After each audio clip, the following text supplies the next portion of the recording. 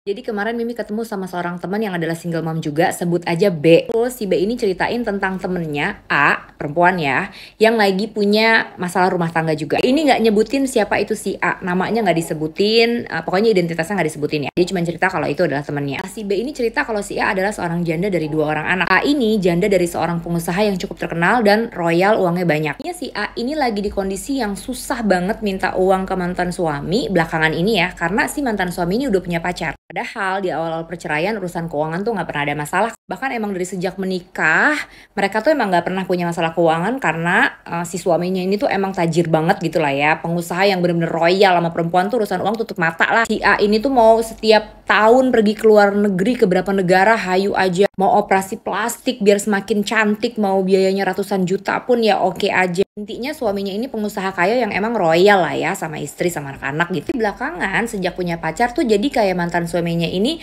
mulai agak-agak harus ditagih-tagih gitu loh kalau dimintain uang. Nggak diingetin waktunya transfer, harus bayar ini, harus bayar itu, nggak ditransfer. Kalau udah diingetin juga nggak langsung transfer. Dibikin si A ini kayak harus minta-minta secara paksa. Sekarang kita flashback dulu ya. Jadi si A ini menceraikan mantan suami karena si mantan suami ketahuan selingkuh. Dia nggak terima, dia sakit hati, dia merasa nggak pantas digituin karena menurut dia masih sangat cantik, emang cantik katanya, masih seksi, masih keren, masih kece. Pokoknya si A ini merasa dia tuh kayak istri yang terlalu sempurna lah untuk diselingkuhin. Waktu ketahuan selingkuh, mantan suaminya ini tuh udah sampai memohon-mohon lah ya, minta maaf, ngemis-ngemis minta maaf gitulah, dan nggak mau menceraikan si A ini. Kan teman-teman si A termasuk si B ini udah bener-bener nasehatin, ngerocosin, nyerewetin si A supaya jangan menceraikan mantan suami. Apa? Ya karena menurut teman-temannya semua suaminya ini walaupun selingkuh tapi masih sangat bertanggung jawab sama anak-anak dan terhadap dia. Begitu ketahuan si mantan suami ini tuh kayak bener-bener menunjukkan sikap penyesal lah ya, minta-minta maaf dan bahkan nggak mau nyerain gitu. Si A ini karena besar kepala ngerasa dirinya cantik, terus ngerasa si mantan suami ini kayaknya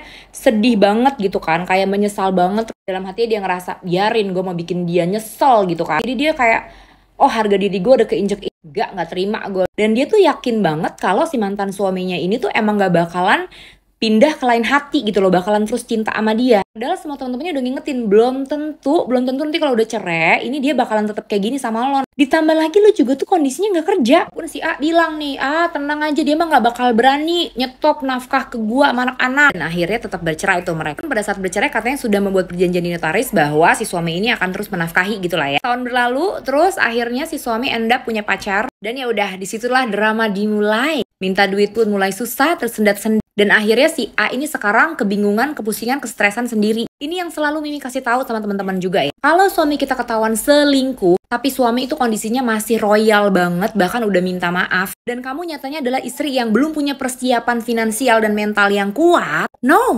jangan pernah coba-coba bercerai atau tinggalin suami kamu yang royal itu. Walaupun kamu yakin dia cinta banget sama kamu, sayang, tapi laki is laki.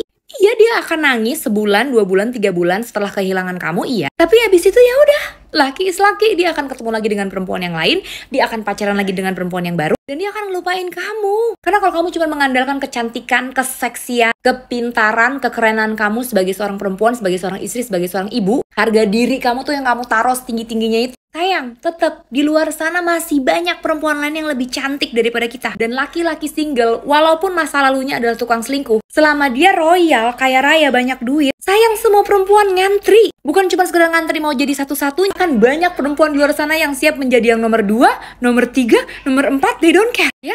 Jadi life is hard, I know. Perselingkuhan itu sangat menyakitkan, I know. Be smart ya. Jangan sampai nih kamu mempertahankan harga diri kamu, tapi setelah bercerai harga diri kamu malah jauh lebih keinjak-injak. Karena faktanya kamu masih akan tetap bolak-balik minta duit sama dia. Di awal-awal perceraian iya kamu kayak besar kepala gitu. Yalah, gue tetap bisa minta duit sama dia, dia pasti nurut, dia pasti tunduk sama gue. Karena yes, mungkin kita emang cantik, pinter, seksi, sayang, tapi jangan lupa hidup itu berjalan terus. Terimalah fakta bahwa laki is laki. Gak ada tuh laki yang kecintaannya sampai mati, sampai maut, udah di ujung kerongkongan dia tetap inget kita, tuh gak ada yang kayak gitu. Cuma ada di film-film yang kayak begitu, sayang. Lagi gue bilang, kecuali lu udah bener-bener yakin kalau lu bisa mandiri secara finansial dan mental, go ahead, silahkan. Tapi kalau lu gak punya persiapan apa-apa, persiapan lu cuman adalah lu ini masih cantik, lu ini masih seksi, sayang, banyak di luar sana yang kayak begitu. Ujung-ujungnya apa? Tetep Lu bolak-balik ngemis-ngemis minta duit sama dia. Dianya mah udah ngapain noh? Udah bolak-balik noh jalan-jalan ke luar negeri sama pacarnya yang baru. Kagak ada tuh, dia mah pasti bakalan nyesel kalau kehilangan gue. Dia pasti sampai mati bakalan inget gue terus. Kalau namanya udah sendirian, udah single, sedih kehilangan kita mah cuma sebulan 2 bulan doang sayang. Habis itu ya dia bertarung lagi di luaran. Apalagi kalau dia duitnya banyak, nggak usah bertarung, orang pada ngantri. Kan gue udah bilang dulu, kalau lu mau bercerai dari laki-laki yang ketahuan selingkuh tapi dianya tuh masih royal sama lu,